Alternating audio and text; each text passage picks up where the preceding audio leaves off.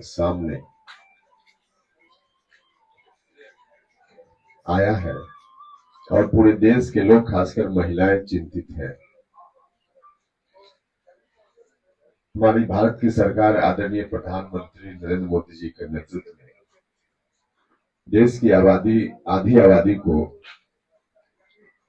उनका हक देने जा रही थी।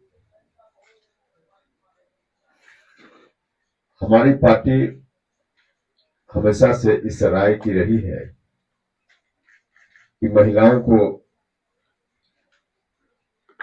लोकसभा में, राज्यों की विधानसभाओं में प्रतिनिधित्व मिलना चाहिए, उचित प्रतिनिधित्व मिलना चाहिए। हमारी पार्टी इस राय की भी रही है कि महिलाओं को प्रतिनिधित्व मिले, उसमें पिछड़े वर्ग की महिलाओं को भी प्रतिनिधित्व मिले, शेड्यूल्ड कास्ट, शेड्यूल्ड ट्राइब्स की महिलाओं को भी प्रतिनिधित्व मिले। अभी जो बिल आया था उसमें एससी एसटी की महिलाओं को प्रतिनिधित्व देने की व्यवस्था थी। विपक्ष के लोगों ने सवाल उठाया कि ओबीसी वर्ग की महिलाओं को प्रतिनिधित्व नहीं दिया जा रहा है। हमारी पार्टी ने इस बिल का समर्थन किया और हमारी राय अभी भी है कि उस बिल को पास होना चाहिए था, क्योंकि महिलाओं के लिए इतना बड़ा कदम भारत की सरकार ने उठाया था। यह ठीक है कि फिलहाल ओबीसी वर्ग की महिलाओं के लिए आरक्षण व्यवस्था उसमें नहीं थी, लेकिन अभी जो स्थिति है उस स्थिति के हिसाब से फिलहाल ऐसा करना संभव नहीं था। अगर ऐसा करना संभव होता तो भारत की सरकार जरूर करती। गृह मंत्री जी ने आश्वासन भी दिया कि भविष्य में ऐसी स्थिति आएगी तो ओबीसी वर्ग की महिलाओं का भी हम ख्याल रखेंगे। और स्थिति यह थी कि अभी जातीय जनगणना चल रही है। जातीय जनगणना का काम पूरा होगा, उसके बाद क्योंकि ओबीसी वर्ग के जो सामान्य पुरुष हो या महिला हो उनके लिए भी रिजर्वेशन पहले से नहीं है। एससी एसटी वर्ग के लोगों के लिए रिजर्वेशन है संविधान की व्यवस्था के हिसाब से। उन वर्गों की महिलाओं के लिए रिजर्वेशन का प्रावधान किया जा रहा था, लेकिन ओबीसी के लिए अभी तक तो नहीं है। ओबीसी वर्ग के लिए है ही नहीं तो फिलहाल महिलाओं के लिए कहां संभव था। भविष्य में कभी होगा और भविष्य में तब हो सकता है जब जातीय जनगणना की रिपोर्ट आ जाएगी। तो जातीय जनगणना की अभी रिपोर्ट नहीं थी, इसलिए ऐसा करना संभव नहीं था। अभी जितना महिलाओं को दिया जा रहा था, महिलाओं की पुरानी मांग रही है, सिर्फ महिला नहीं बल्कि देश की मांग रही है कि महिलाओं को रिजर्वेशन मिलना चाहिए। तो ऐतिहासिक कदम हमारी सरकार उठा रही थी, जिसको इन लोगों ने रोक दिया।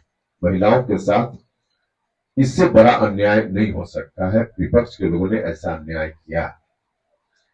दूसरा, एकमात्र हमारी पार्टी है जिस पार्टी ने अभियान चलाया डिलिमिटेशन को लेकर के। पिछले 50 वर्षों से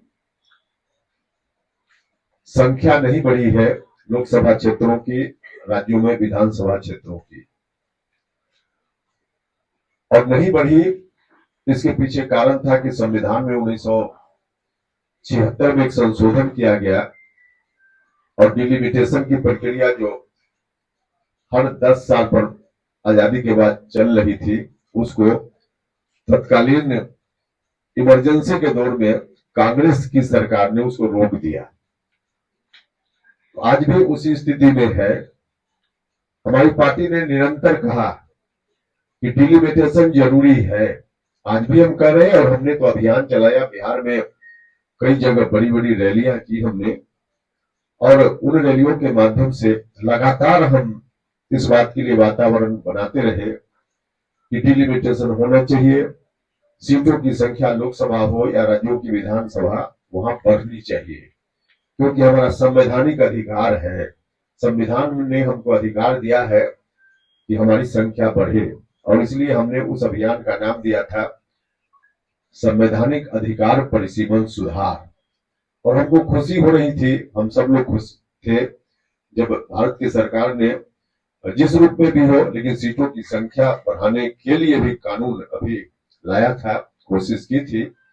हम बार बार उस वक्त भी कह रहे थे कि यदि 2011 की जनगणना के आधार पर ही परिसीमन हो तो बिहार में अभी लोकसभा क्षेत्रों की संख्या 40 है, उसकी जगह 60 हो सकती है।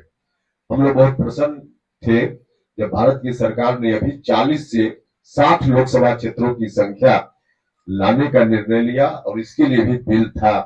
डिलिमिटेशन होता तो बिहार में 40 की जगह 60 लोकसभा क्षेत्रों की संख्या हो जाती, और विधानसभा में भी अभी 243 की जगह 365 विधानसभा क्षेत्रों की संख्या बिहार में हो जाती। तो इतनी बड़ी संख्या बढ़ती, बहुत सारे नए लोगों को भी चुनाव लड़ने का मौका मिलता, और संसद में बिहार के 40 की जगह 60 लोगों को जाकर प्रतिनिधित्व करने का मौका मिलता, और बिहार में भी विधानसभा क्षेत्रों की संख्या 365 हो जाती तो बहुत सारे लोगों को मौका मिलता, महिलाओं को भी मौका मिलता, उनकी संख्या उसमें 33% होती।